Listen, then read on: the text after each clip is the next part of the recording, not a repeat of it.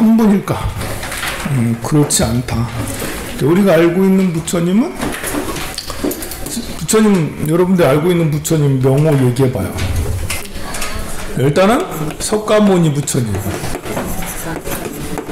그리고 아미타 부처님, 또 비로자나 부처님, 노사나불, 또 다 나왔나? 약사여러분, 예. 약사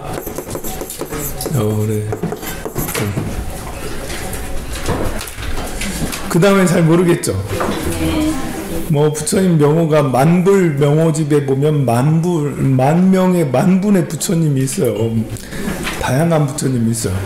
근데 우리가 조금만 생각을 해봐도, 여러분들이 천수경을 독송하잖아요. 천수경 독송하면 참제업장 12존불 나와요.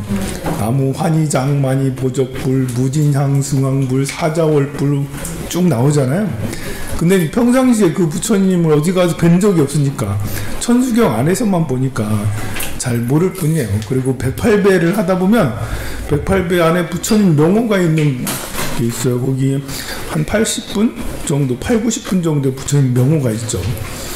보광불, 무진향불, 그러면서 여러 부처님 명호가 있습니다. 하지만 그 부처님이 어디에 모셔진 적은 없으니까, 여러분들이 법당에 가서 만나뵐 수 있는 부처님, 석가모니 부처님, 아미타, 비로자나 부처님, 약사여러분, 노사나불. 노사나불은 본 적 있나? 어디 가서 본 적은 있을 수 있는데 저게 노사나불이구나 이런 생각을 별로 안 했을 거예요. 우리가 이제 모시고 있는 법당에서 주로 이렇게 부처님 계시는데, 보살님은 또 누가 있을까? 무슨 보살님? 관세음 보살님. 또 보현 보살님, 문수 보살님, 지장 보살님, 준제 보살, 대세지 보살. 엄청 많은데 막상 하면 별로 안 나오네요, 그죠? 뭐 야광보살, 뭐 이렇게 무진의 보살 많이 있습니다만, 이 중에 관음세지 문수 보양, 여기 4대 보살이죠? 4대 보살은 예불할 때도 늘 있고 하니까 알고, 대세지 보살은 이제 관세음 보살님의 짝꿍이니까 그래서 좀 아는데, 역시 준제 보살을 제외하고는 나머지 분들은 법당에서 뵐 수가 있어요. 요분들도 다 법당에서 뵐 수가 있고, 그래서 우리가 이제 알고 있는 건데요. 그러니까 기본적으로 이런 부처님과 보살이 알고 계시다라는 거는 절에 5년이 다니든 10년 다니든 아는 거예요. 근데 내가 절에 10년을 다녔는데 뭐지? 모른다 이러면 그냥 다닌 거죠. 본문도 안 듣고. 자, 부처님은 한 분이 아니라 부처님은 붓다는 깨달은 자이기 때문에, 붓다가 불타가 되는 거죠. 불타가 됩니다. 인도의 발음으로는 붓다인데요. 이걸 중국으로 이제 음역을 하면서 붓다. 나중에 이것이 불타가 되는 거예요. 이 부처님은 깨달은 자이기 때문에 깨달으면 다 부처님이 되는 거예요. 그래서 이제 부처님 명호는 만불, 천불, 10만불, 100만불이 될 수가 있어요. 이 부처님 명호를 일목요연하게 이해하는 방법은 법신불, 보신불, 화신불로 이해를 하면 일목요연하게 이해할 수가 있어요. 법신불, 보신불, 화신불. 법신은 진리 그 자체를 말하는 거예요. 진리. 그래서 여기에 비로자나 부처님을 진리 그 자체로 표현을 해요. 비로자나 부처님 무슨 형상이 있는 게 아니라 부처님의 본 그 당체, 모든 생명들의 본 그 당체, 진리 그 당체, 그거를 법신불로 법, 진리의 몸이다 라고 해서 이야기를 하고, 그거를 형체가 있는 것처럼 비로자나 불이라는 명호로 이야기를 하죠. 화엄경의 주불은 비로자나 부처님이에요. 비로자나 부처님은 실제로 존재해서 어디에 태어나서 뭘 했다라는 부처님은 아니에요. 경전에서는 태어나서 어떻게 수행했어요 라는 게 있을 수는 있지만, 본래의 법신불인 비로자나 부처님의 의미는 그런 의미는 아니고, 우리가 이제 사람이기 이전에 이제 가지고 있는 그 근본적인 체성이라고 있잖아요. 사람 생명의 체성, 뭐 이런 불성, 이런 그 자체 근본 진리, 저 안에 있는 근본적인 것을 법신이라고 그래요. 그래서 법신불은 온 우주에 편만하게 있을 수가 있죠. 그리고 보신불은 수행에서 얻은 공덕의 몸이라고 해서 어떤 기세, 기운, 에너지 이런 것들을 얘기를 할 수가 있어요. 법신은 무한한 에너지가 있지만 구체적으로 드러난 에너지는 아니고 그런 것이 있다더라 라는 거고, 보신은 그렇게 될 수 있는 에너지를, 무한한 에너지를 품고 있다라는 거예요. 자, 지금 오늘 날씨가 매우 맑다고 생각을 해봐요. 그러면 매우 맑은 가운데 수증기가 있잖아요. 비가 오지 않아. 그런데 구름이 모여져 있어.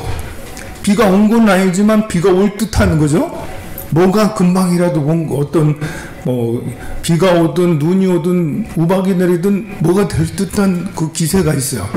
그 에너지가 있어요. 에너지가 모여져 있는 거예요. 큰 먹구름 이런 것들은. 그리고 비가 왔어요? 비가 왔으면 실제로 땅에 떨어져서 우리가 이제 만질 수 있고 볼 수 있고 하는 거잖아요.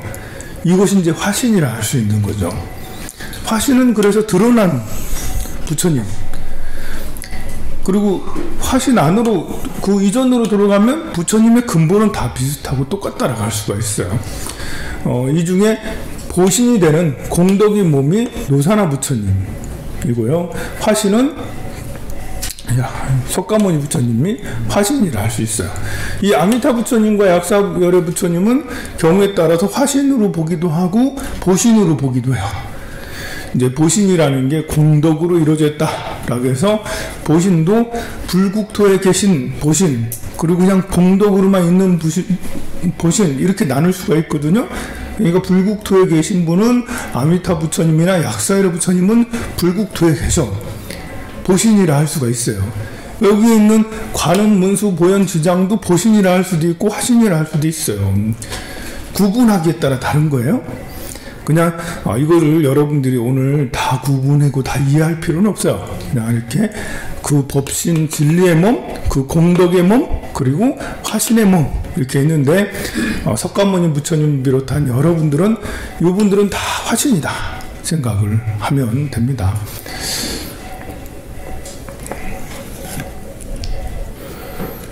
자, 46페이지 중생구제에 매진하는 보살님. 우리가 이제 불교의 이런 부처님, 석가모니 부처님, 아미타 부처님, 약사열애 부처님 이런 분들을 대할 때의 자세는 뭐냐면 스승님이에요. 스승님. 나의 스승 석가모님을, 나의 스승 관세음보살.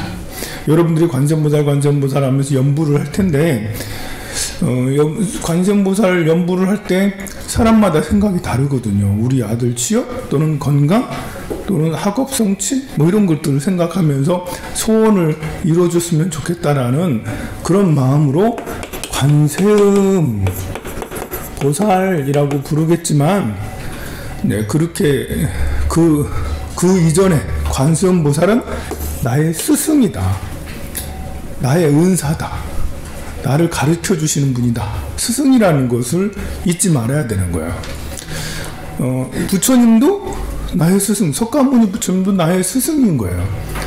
자, 우리가 스승이 있다라는 것은 내가 헛된 길로 가지 않고 삿된 길로 가지 아니하고 더 나은 길로 가게 하는, 도와주는 분이 있다라는 거잖아요. 스승은 그런 역할이잖아요. 내가 엉뚱한 짓을 하면 그거 아니야. 내가 멍 때리고 있으면 야, 멍 때리지 마, 행복하게 살아야지, 잘 살아야지 하면서 경책을 주는 게 스승이잖아요. 그러면 나라는 이 내가 점차로 성장할 수 있도록 하는 게 이끌어주는 것이 스승의 진짜 의미잖아요. 소원을 성취시키는 소원을 들어주고 하는 거는 우리의 이제 그 중생의 구원을 바라니까, 잘 살고 싶으니까. 스승님은 힘이 세잖아. 그래, 스승님 도와주세요. 저 건강 좀 하게 해주세요. 뭐 하게 해주세요. 스승이 워낙 힘이 세니까. 우리 불교 스승은 관세음보살, 지장보살, 문수보살, 보현보살, 석가모니 부처님 이런 분이에요. 그러니까 약간 넘사벽이에요. 우리가 사람을 대할 때도 대통령 만나면 도와주세요. 대통령, 우리 아들 좀 취업 어떻게 청와대 안 되나요? 도와주세요. 우리가 이제 삼성이나 현대 그 회장님들 만나면 도와주세요. 우리 삼성 가야 취업, 현대 가야 곧 취업하면 안 돼.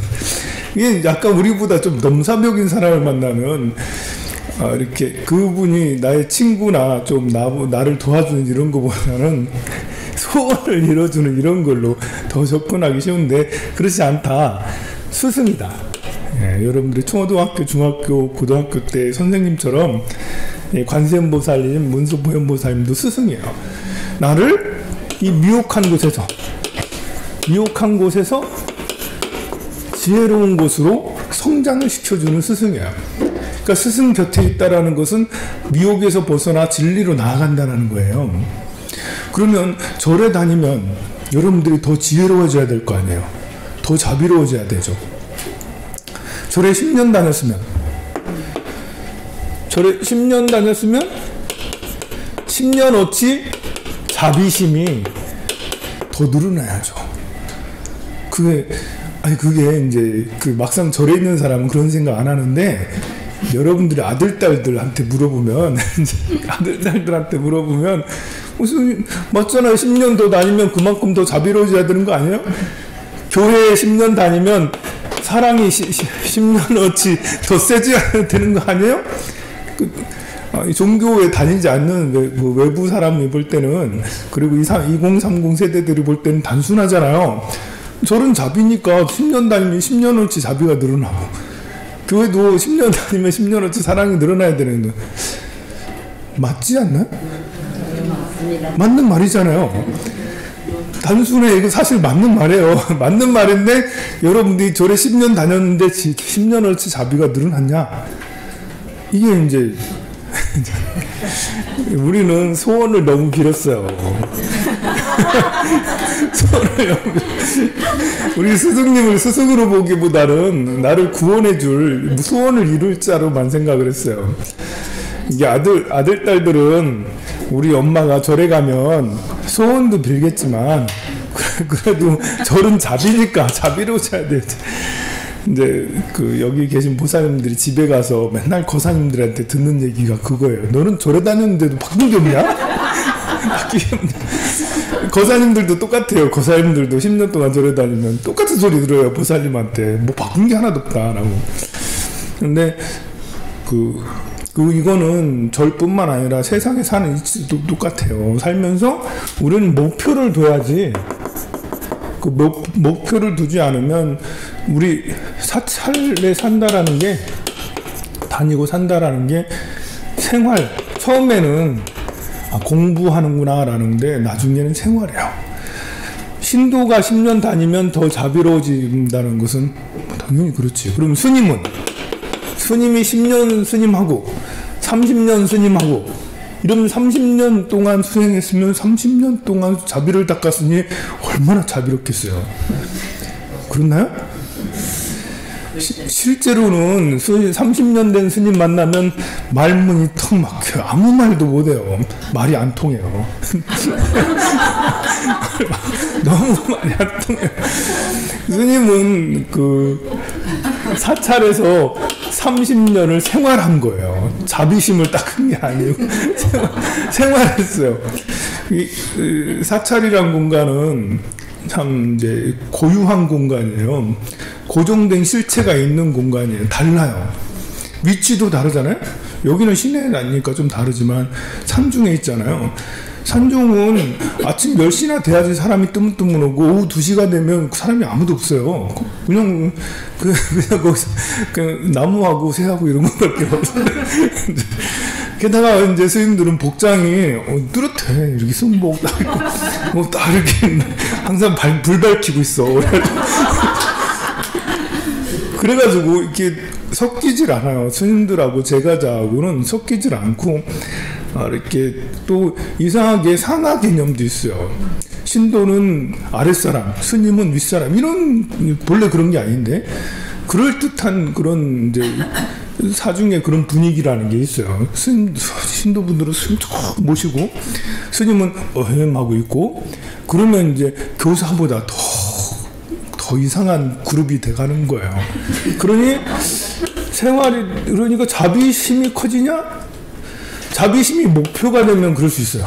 스님이 30년 동안 저는 수행을 하면서 연부를 하면서 기도를 하면서 상담을 하면서 나는 더 자비로워지겠어 라고 목표를 두면 그럴 수 있어요. 그런데 이런 자비를 목표로 두는 이런 스님이 계시면 정말 좋죠. 근데 이렇게 되지 않은 스님들도 있다라는 거예요. 그래서 말이 안 통하는 거죠. 이게 여러분들도 이제 스님도 수행하는 스님들은 반드시 이런 목표를 가지고 자비로워져야 된다, 지혜로워져야 된다 그런 목표를 반드시 가져야 되겠죠. 근데 우리 한국 불교는 자비로워야 된다는 목표보다는 정진해야 된다라는 목표가 커요. 정진해서 깨달아야 된다라는 목표. 이게 자비의 심을 중심으로 하지 않고 정진해서 깨달음을 얻어야 된다라고 이제 그 얘기를 해요. 그래서 수행을 하면 수행이 약간 기술적이 돼요. 감성적이 되지 않고 열심히 잠 안 자고 열심히 이먹고 한 생각도 생기면 안 돼 이렇게 해야 되거든요. 그러면 이제 감성이 어떻게 되겠어요? 상대방의 마음을 들어주고 이해해주고 또 그들을 도와주려고 노력하고 이래야 되는데 그 번뇌망상이 안 돼. 이먹고 이렇게 하고 있어야 되거든요. 그게 30년 되면은 이제 사람으로서 이제 감성적으로 사람 노릇하기가 좀 어려워요. 근데 세속 사람도 마찬가지다. 스님들은 원력이라도 있고 뭘 하려고 하는데 여러분들이 살아가면서 저는 반드시 하나의 목표는 꼭 있어야 된다고 생각해요. 여러분들이 어떤 목표냐면 나는 반드시 행복할 거야. 이 목표는 반드시 가지고 있어야 된다고 생각해요. 난 부자 될 거야. 부자가 목표가 될 수도 있죠. 부자 될 거야 라는 말 안 하지 않아도 여러분들이 이제 그래도 해보려고 하는 사람들은 많이 있어요. 포기한 사람도 많고. 이제 해보려고 나 부자를 한번 해봐야지 돈 벌어봐야지 해보려고 이렇게 하는데 뭐 그런 사람이 또 부자 되기도 합니다. 이제 실패하기도 하는데요. 그런데 이것은 그냥 생활이고요. 살면서 필요한 것이 내가 갖고 싶은 걸 다 갖는 욕심이니까 이런 것들은 뭐 당연한 것일 수 있는데 반드시 가져야 될 것은 나는 절대 행복할 거야. 어떤 순간에도 행복을 놓지 않을 거야. 이거는 머릿속에 항상 가지고 있어야 돼. 마치 스님이 나는 자비로울 거야. 나는 깨달음을 이룰 거야. 자비로서 깨달음을 이룰 거야. 라는 걸 머릿속에 항상 두고 살아야 되는 것처럼 기본적으로 여러분들은 나는 진짜 행복할 거야. 우리 같이 행복할 거야. 더 좋죠. 나만 행복할 게 아니라 할 거야가 아니라 우리 더불어 같이 행복할 거야. 요것이 우리 같이 행복할 거야라는 것이 있고 난 다음에 수행을 해야지 진짜 진정한 수행자가 돼요. 그렇잖아요. 우리 같이 행복할 거야. 할 거야. 이렇게 하면서 그런 생각을 하면서 수행을 하면 수행은 점점점 자비심은 커지고 헛된 길로 가지 않고 오만하지 않고 불통이 되지가 않고 소통이 아주 잘 되겠죠. 나는 반드시 행복할 거야. 우리 같이 행복할 거야 하는 사람하고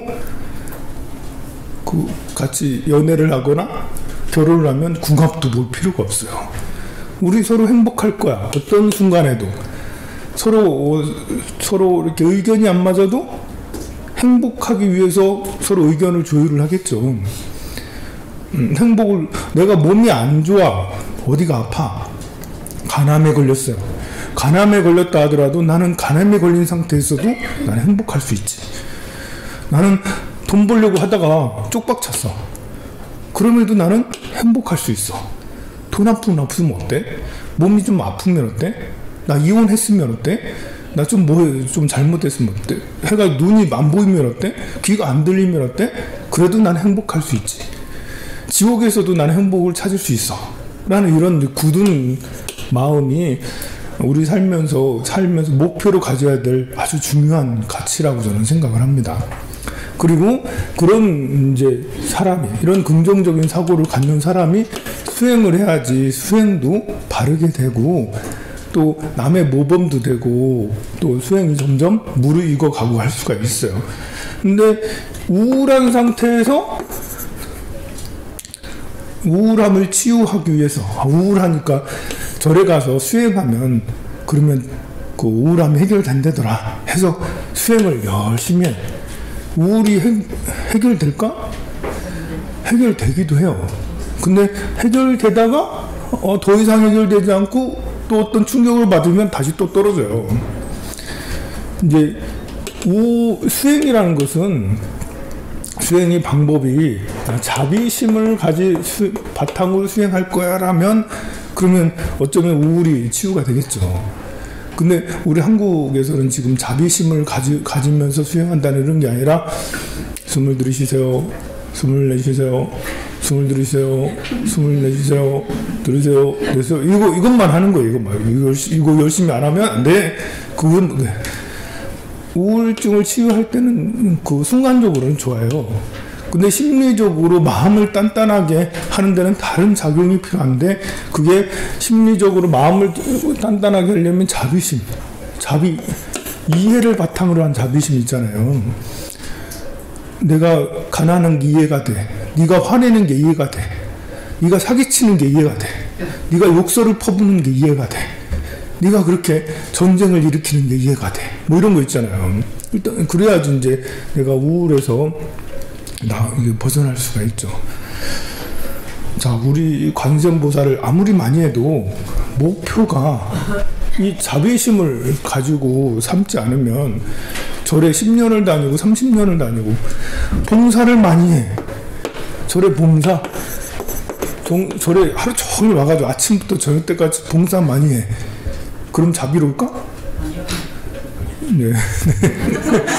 아니요 라고 즉시 대답하는 사람인데, 아니요 당했나? 하면서 절에 다니면 많이 당해요. 절에 다니면서 누구한테 제일 많이 당했어요? 주지스님한테 당하는 것보다, 주지스님보다 더 많이 당하는 분이 있어요. 공양주 있어요. 이거는 어느 절이든 다 그래요. 어느 절이든. 해인사, 통도사 이런 데는 공양주 보살 만날 일이 잘 없지. 왜냐면 거기는 공양주가 많으니까. 그게 아니고, 이렇게 작은 절, 중소형의 작은 절에는 주지스님 밑에 공양주가 최고예요, 최고. 왜냐면 밥을 주는 사람이지. 스님도 뭐라 못해, 밥 주니까. 스님도 얻어먹잖아요. 그러니까 스님도 이래서 저래서 못하고, 공양주는 이제 이렇게 밥만 주는 게 아니라 과일까지도 챙겨요. 절에 살림을 다 사니까 이렇게 친한 사람한테 주고, 이제 공양주랑 친해놓으면 절 다니기 쉬워요. 주지스님보다도 더 쉬워. 주지스님하고 친하면 절 다니기 불편한 게 많아요. 보는 눈이 많아가지고. 근데 공양주랑 친하면 다니기 아주 편하죠. 근데 반대로 공양주랑 불편하다? 못 다닌다. 그저 오래 다니지 못한다. 이게 이러면 사실 안 되잖아요. 공양주는 자비로워야 된다고요. 자비라는 것은 평등한 자비를 얘기하는 거예요. 누구한테는 자비롭고 누구한테는 냉정하고 이러면 자비가 아니잖아요. 누구한테는 과일 주고 누구는 안 주고 자비가 공양주는 평등한 자비를 행해야 되는데, 이게 이제 원래 바로 목표를 삼아야 되는 거예요. 그냥 와가지고 나 절에 가서 봉사할 거야. 봉사하니까 너무 재밌어. 이렇게만 가지고는 이게 자비심이 생기질 않아요. 나는 공양간에서 봉사하면서 난 자비심을 키울 거야. 자비심을 더 자비로워지기 위해서 노력할 거야. 라는 다짐이 반드시 있어야 돼요. 왜냐면 봉사도 처음에는 눈치 봐가면서 하죠. 처음 와서 한 3일간 눈치 봐요. 이제 해가지고 내가 조심해 이렇게 하려고. 그런데 이게 일주일이 되고 열흘이 되면 생활이 되죠. 생활이 되면 그러면 목표가 사라져요. 내가 봉사하러 온 이유에 대해서 생각하기보다는 재밌으니까 하는 거예요. 우리가 살면서 꼭 자기가 타고난 재능들이 다 있거든요. 타고난 재능이 있어요. 봉사를 잘하는 사람은 대체로 정제든 편제든 재가 발달된 사람이에요. 물건을 가지고 막 움직이고 막 이러잖아요. 몸을 가지고 몸빵 이렇게 때우잖아요. 이게 재가 발달된 사람이거든요. 여러분들처럼 앉아서 공부하는 사람은 인성이 발달된 사람이라고 그래요. 이런저런 생각을 하는 사람이죠. 문서를 머릿속에 몸에 문서를 지니고 있다라고 생각하면 돼요. 사인을 할 수 있는 사람이라고. 체크를 하고 사인하고 도장을 갖춘 사람이요. 계획 전략을 쓰는 사람이죠. 이런 사람은 기도를 하거나 법당에 가서 기도하거나 법문 듣거나 이런 걸 하는 거죠. 재밌어요. 한번 하다 보면. 계속 법문 들으면 너무 재밌다. 스님 너무 말씀 잘하는데 김창옥 교수 하는 말씀 듣고 야 진짜 어떻게 너무 딱 맞다 이렇게 하면서 이렇게 하는 게 인성하는 사람이고요. 제가 발달된 사람은 10분도 앉아있지 못해요. 이렇게 내가 뭐 하려고 이러고 있는 거야. 줄이가 틀려 막 도망가. 내가 지금 어디 가서 할 일 없나 그거 찾고 있고 막 그러거든요. 어떤 사람은 삶이 사람과 사람이 옆에 있으면 그냥 즐거워. 그 비겁이라고 그러거든요. 비견겁절하게 해서 비겁이 발달된 사람은 친구가 가자니까 온 거예요. 친구가 가자니까 공부하자니까 공부하고, 친구가 봉사하자니까 봉사하고, 친구가 어디 뭐 행사 가자니까 가는 거고, 가서 보니까 그래도 나름 재밌고, 이게 비겁이면서 인성, 비겁이면서 봉사. 그러면 비겁이면서 인성은 같이 공부하니까 재밌는 거고, 같이 봉사하니까 재밌는 거고, 이런 거거든요. 내가 말하려고 하는 건 이런 것들은 자기한테 다 필요한 거고, 해야 될 것들이에요. 이걸 하지 않으면 당장 우울증 걸리거나 몸이 다 망가지거든요. 자기한테 다 가지고 타고난 것이기 때문에. 그래서 이제 법당에서 오래 앉아 있는다 해가지고 뭐 자비심이 커지냐? 아니, 나 좋아하고 있는 걸 하고 있는 거다. 공양가이든 법당이든 봉사를 많이 하고 있잖아요. 자비심이 커지냐? 아니, 나 생활하고 좋아하고 있는 걸 하는 거예요. 좋아하는 거를. 같이 법회에 앉아서 사람이 우르르 앉아있으면서 공부를 하든 뭐 하든 하고 있는 게 다 생활을 하고 있는 거예요. 그래서 하지 말라는 건 아니고 다 적극적으로 다 권장할 일이죠. 이것이 모두 다 수행으로 자비심을 키워야 된다라는, 내가 1년 다니면 1년만큼 자비심이 더 커져야지, 난 더 자비로워져야 돼. 이런 다짐과 함께 가야지 내가 한 만큼 이것이 공덕이 되는 거죠. 여기 관세음보살 이런 보디사트바 47페이지 볼까요? 보살은 산스크리트어로 5번째 줄입니다. 보디사트바를 한문으로 음역한 보리살타를 줄인 말이다. 보디라는 것은 보리, 지혜를 말하는 거예요. 우리가 아제, 바라아제, 바라승아제, 모지사바 이러잖아요. 아제라는 거 가자, 바라아제, 저 높은 곳을 향하여, 바라승아제, 가자, 바라아제, 더 빨리 가자, 저 높은 곳을 향하여, 사바, 모지사바, 모지사바 이러잖아요. 이 모지라는 것은 보리예요.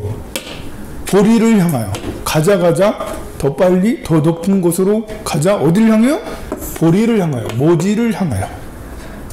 깨달음이요, 보리요. 사바는 성취니까 성취하소서. 사바를 성취한다는 뜻을 가지고 있거든요. 옴살바 모자 모지 사다야. 사바는 사바가 없네. 사바 있잖아요. 사바 이런데 나의 이런 참회를 성취케 하소서. 수리수리 마수리 수수리 사바. 나의 말을 잘못했던 이런 것들을 나의 이제 칭찬으로 바꾸게 하여지나 성취하소서. 이렇게 하는 이런 것들이 사바하로 끝나는 건 모두 다 성취를 뜻해요. 근데 여기서처럼 바라승하제 모지 사바, 보리를 모지라고 하기도 해요. 그리고 지금 여기처럼 보디사트바 할 때처럼 보디 또 모디 뭐 이렇게 하죠. 나무도 마찬가지예요. 나무는 나막 이런 식으로도 다 좀 다르게 불러요. 나무는 귀한다는 거잖아요. 귀하다. 나무 아미타불에게 귀하다. 관세음보살에게 귀하다. 그러면 나무만 있는 게 아니라 나모 아미타불, 나모 관세음보살, 나막. 이게 주문 외울 때 나막 있어. 주문 몇 가지 있는데요. 나막도 이제 나무랑 이제 같은 거예요. 보살, 보디사트바. 사트바는 이제 중생이라는 뜻입니다. 그래서 중생을 구제하는 이런 수행자가 보살이에요. 보살은 보디사트바를 했는데요. 중생을 깨닫게 한다. 중생을 깨닫게 한다. 이런, 이게 보살행이라면 이타행을 말하는 거예요. 이타행. 남을 도우면서 수행하는 스님. 이게 보살도 보살의 길이라고 하는데요. 수행의 완성을 위해 이 분야로 수행하는 거예요. 보살도를 따라서. 그러니까 남을 돕는 것이 수행이 되는 거예요. 그러니까 봉사하는 게 수행이 되는 거예요. 의료 봉사하러 다니는 거, 뭐 이렇게 그렇게 전 세계를 다니면서 의료 봉사를 해, 이런 것이 보살도를 닦는 거예요. 그 남을 돕는 것이 곧 자기 자신을 제도하는 거랑 똑같다. 난 그렇게 해서 깨달음을 얻을 거야. 배고픈 사람을 위해서 밥을 해주거나 배고픈 사람, 굶주린 사람들을 위해서 뭔가를 도와주기 위해서 막 노력을 해. 이게 보살도를 닦는 거죠. 호랑이가 굶주려서 호랑이가 나보고 막 덤벼들어. 그럼 어떻게 해야 되죠? 보살도를 닦으면 얘따 먹어라.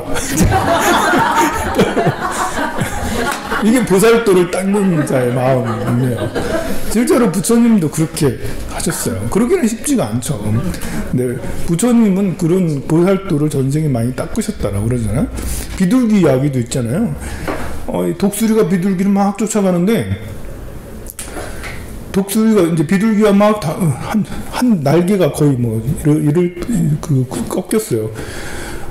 이렇게 이 전생에 이제 이렇게 왕으로 있었는데요.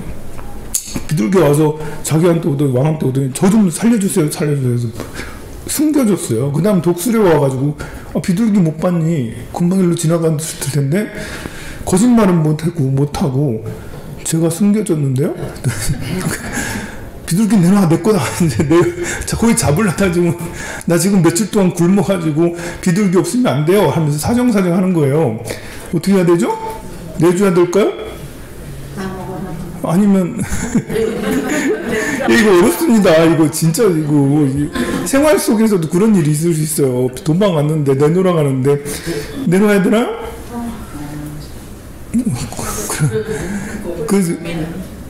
그래서 비둘기랑 협상을 했어요. 이제 내 살을 떼어주마, 비둘기만큼. 그래서 이제 비둘기가 저울 가져와라. 저울 가져와서 실제로 쟀어요. 그래서 이제 엉덩이 떼가지고 올려놓으니까 비둘기가 더 무거운 거예요.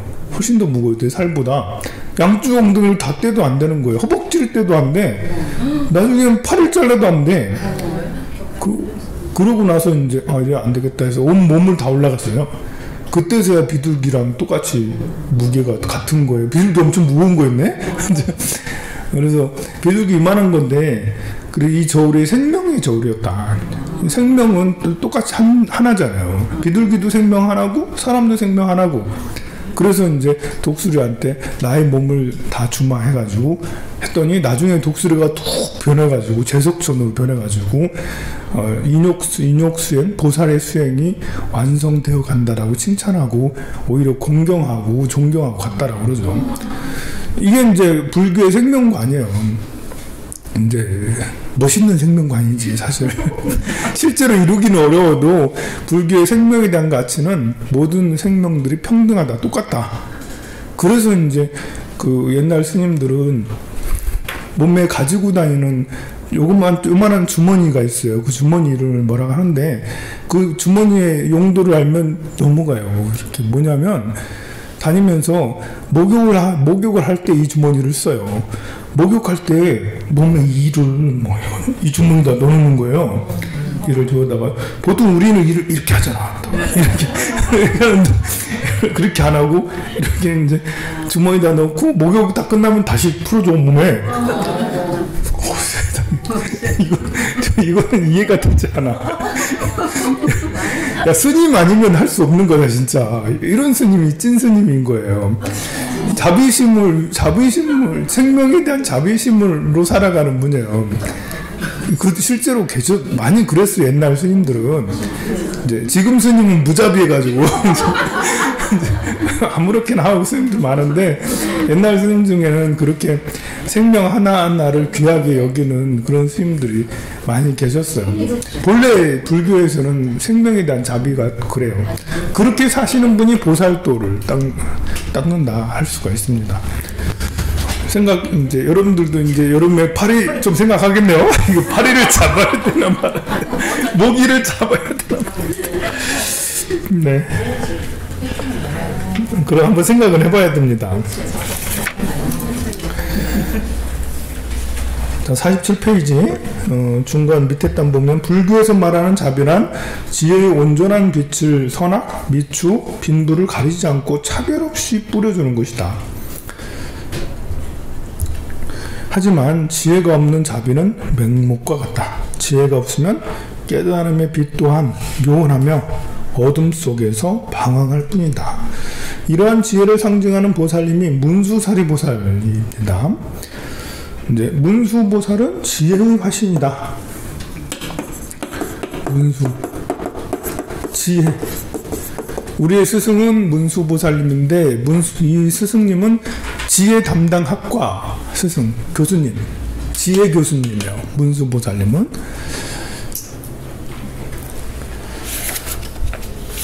다음 페이지 보면 문수보살님의 특징이 잘 나타나 있다라고 있는데요. 같이 읽어볼까요? 모든 복덕을 부처님의 보리도에 향하고 중생이 모두 복을 받게 하여 모든 수행자로 하여금 보리심을 내게 할 것이다. 저는 나쁜 짓을 많이 하여 육도를 윤회하는 중생들과 함께 태어나고 교화하되, 혹은 빈궁한 자가 되고, 혹은 소경, 벙어리, 기머거리, 거지가 되는 등 모든 중생 속에서 같은 종류, 같은 인연, 같은 일, 같은 행동, 같은 업으로 그들과 함께 살면서 불법에 들게 하고 보리심을 내게 할 것입니다. 그러니까 문수보살님은 보리심 내어지이다 라는, 어떻게 하면 지혜를 배울지? 문수보살님을 스승으로 삼아서 지혜 교과목이 교수님이랬는데, 그러면 무엇을 저 스님께서, 저 스승님은 강의하시는 거지? 저분한테 어떻게 배우는 것이 내가 지혜를 배우는 거지? 할 때 일단은 의도예요. 의도. 나는 지혜로워지이다. 보리심 내어지이다. 보리심은 깨달음을 향한 마음이에요. 보리는 깨달음이니까요. 깨달음을 향한 마음이 보리심이에요. 그러니까 지혜라는 것이 깨달음을 향한, 깨달음이라는 게 지혜랑 같이 연결되어 있다라는 거예요. 난 지혜로워지이다 라는 말과 나는 깨달음을 향해 깨달음을 얻어지이다, 이거 같은 말이라는 거예요. 그래서 일단 문수보살님의 지혜를 배운다 라면 이와 같이 보리심 내어지이다, 깨달아지이다, 나와 남이 모두 함께 자타 일시 성불도, 나와 남이 모두 함께 깨달음을 얻어지이다 라고 그렇게 생각을 하는 것이 문수보살님의 지혜를 배우는 걸 알 수가 있어요. 또 지혜도 중요하지만 쉬지 않고 진리를 추구하고 무생명을 위해 몸을 낮춰 실천을 해야 된다. 그러면 실천하는 분은 보현보살, 보현보살이 실천을 하신다라는 거예요.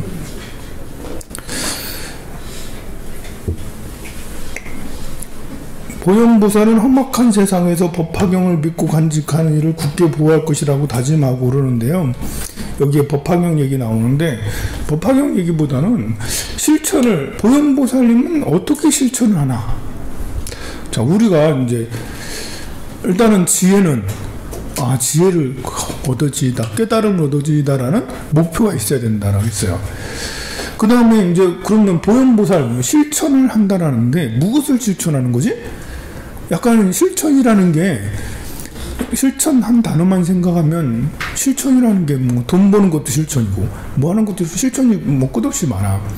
실천을 우리는 어떻게 생각을 하는 것이 보현보살님의 실천이냐? 바로 보현 행원을 닦는 거예요. 보현 행원을. 우리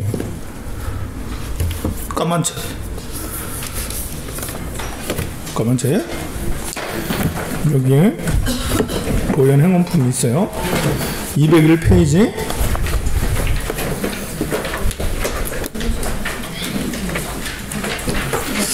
불교에는 무엇을 실천하는 걸까? 불교는 어떤 것을 실천하는 게 불교적인 걸까?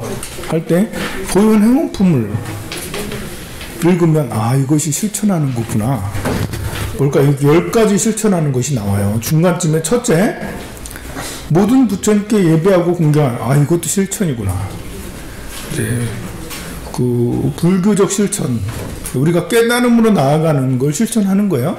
깨달음이란 목표, 지혜, 이걸로 이제 먼저 그 주제를 삼았고, 그것을 실천하는 것이 바로 첫 번째는 부처님께 예배하고 공경하는 거예요. 이게 이제 다른 종교처럼 신앙심을 가지라는 그런 게 아니에요. 스승님을 예배하고 공경한다는 것은 나도 스승님처럼 되고 싶다라는 거예요. 여러분들이 대학 교수님한테 그 교수님한테 박사과정을 막 열심히 이렇게 하고 박사를 따는 건 뭐 그러겠어요? 교수님을 스승으로 모신다는 거는 교수님처럼 되고 싶다라는 거잖아요. 교수님을 능가해야지. 내가 서울대 다니면 서울대 무슨 교수가 있는데 그 밑에서 박사과정을 밟고 있어. 그러면 절대자로 딱 모시고 저분한테 넘사벽이 안 돼. 저분은 너무 이런 게 아니라 저분을 넘어서 해야지. 내가 열심히 공부하죠. 이런 거잖아요. 불교 똑같아요. 스승이라고 하잖아요. 그래서 부처님께 예배 공경하는 것은 부처님과 닮아지이다, 같아지이다, 부처님을 넘어지이다 라고 할 수가 있어요. 두 번째는 부처님을 찬탄하는 거예요. 그리고 세 번째는 널리 부처님 전에 공양 올리는 거고, 다 깨달음의 관계가 있는 거예요.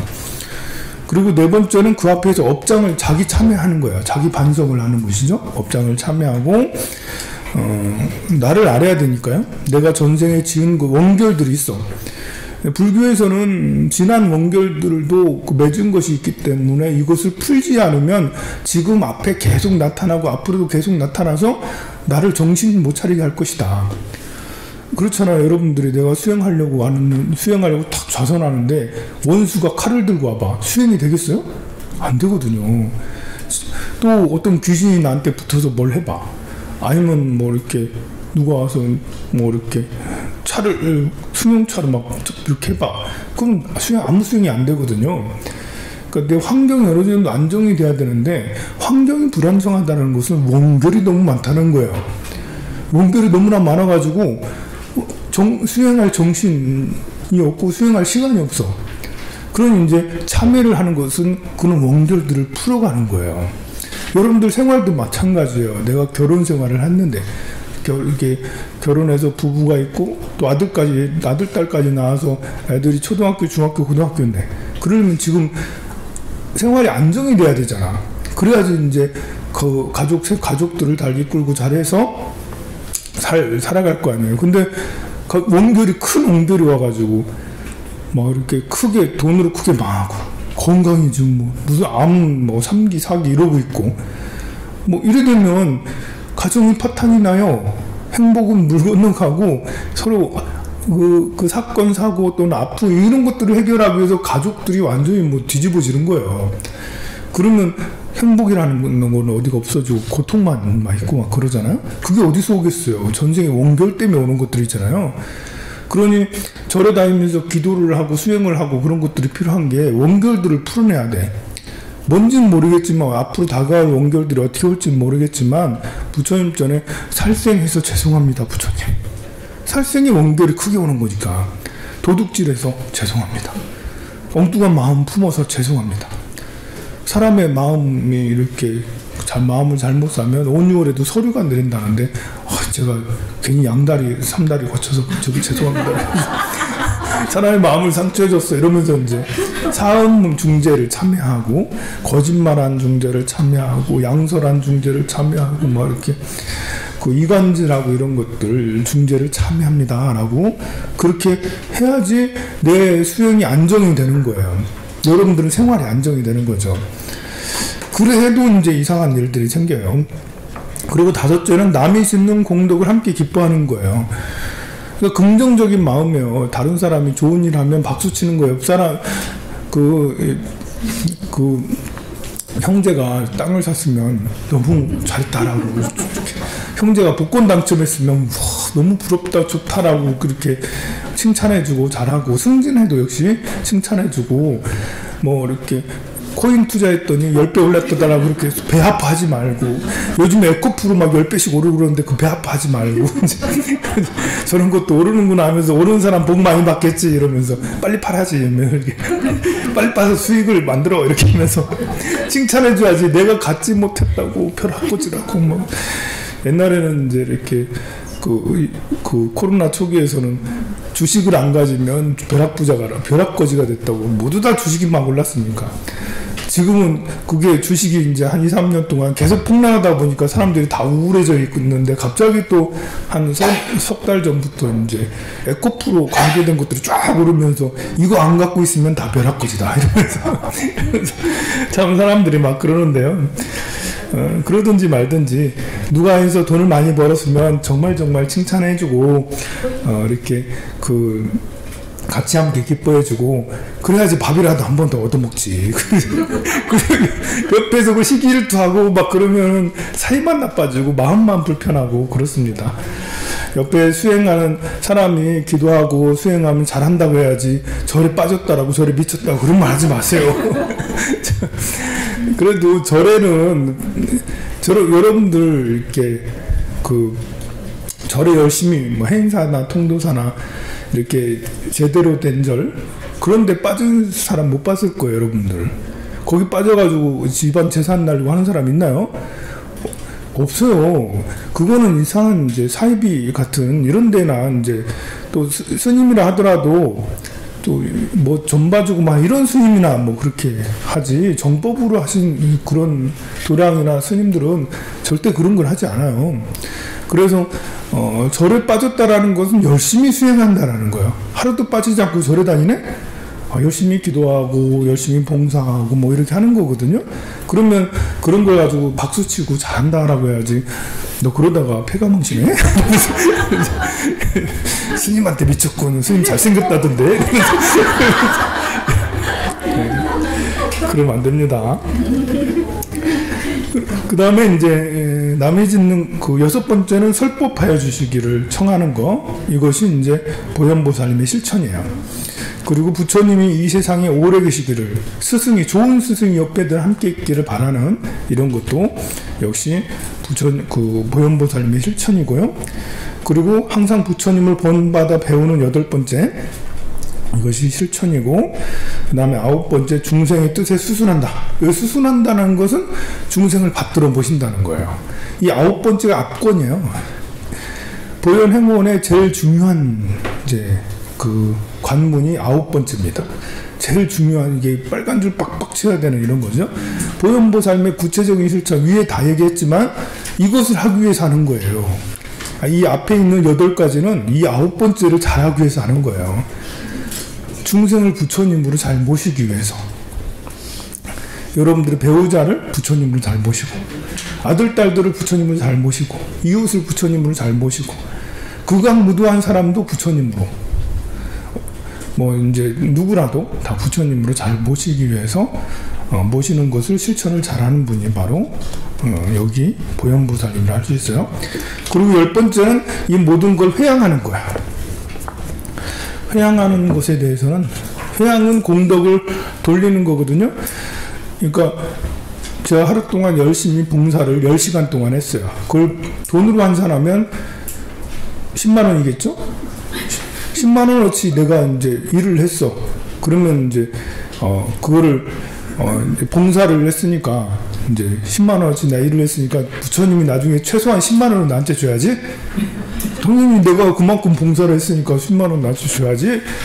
이제 스님한테 받지는 않았어요. 봉사니까. 그렇지만 부처님한테 받아야지. 그래서 부처님한테 받아야지를 생각하고 있다가 나쁜 일 생겼어. 나한테 안 좋은 일 생겼어. 야, 부처님 저한테 도움을 주셔야지. 저를 이렇게 괴롭히면 되나이까. 이런데면 이제 이렇게 그 회양이 아니고요. 내가 10시간을 했어요. 10시간을 봉사를 하거나 기도를 했는데, 하고 나서도 내가 한 게 아무것도 없다. 나는 안 했어. 누가 했냐? 내 친구가 했어. 그러니까 여러분들이 이제 저를 위해서 기도할 수가 있잖아요. 이제 옆에 있는 친구를 위해서 기도할 수도 있고, 그러면 내가 10시간 동안 열심히 기도해놓고 그 친구가 기도했다라고 하는 거예요. 나는 한 게 하나도 없어요.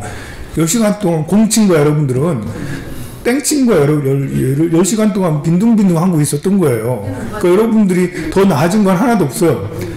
회양이란 건 그래요. 옆에 사람이 했다? 아니면 일체 중생이 했다. 그래서 내가 한 공덕을 저는 하나도 받지 않겠어요. 옆에 친구나 누구나 받고, 또 온 세상 모든 사람들이 그 내가 한 공덕을 다 받아서 행복해하면 좋겠어요.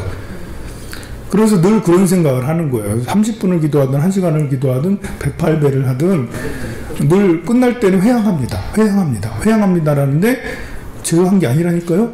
제가 한 게 아니라니까요. 다른 중생이 한 거예요. 다른 누구누가 한 거예요. 저는 공덕을 하나도 받지 않겠습니다. 한 게 없으니까요. 회양은 남에게 지은 공덕을 돌리는 거예요. 내가 받지 않을 거예요. 그러니까 그 기도하고 나서 나쁜 일 생기든 좋은 일 생기든, 좋은 일 생겨도 꼭 좋은 게 아닌 거예요. 다른 사람이 좋은 걸 받아야 되는데, 내가 좋은 걸 받아야 될 게 아니라 다른 사람이 받아야 되는데, 회양은 정말 그렇게 넓은 마음을 가질 수 있게 해요. 좀 어려운 이야기들이에요. 지금까지 말씀드린 게 쉬운 건 아니죠. 근데 계속 이야기 듣고 또 하려고 하고 이거 평생을 걸려도 그렇게 되지는 않습니다만, 그래도 목표는 거기에 두고 하려고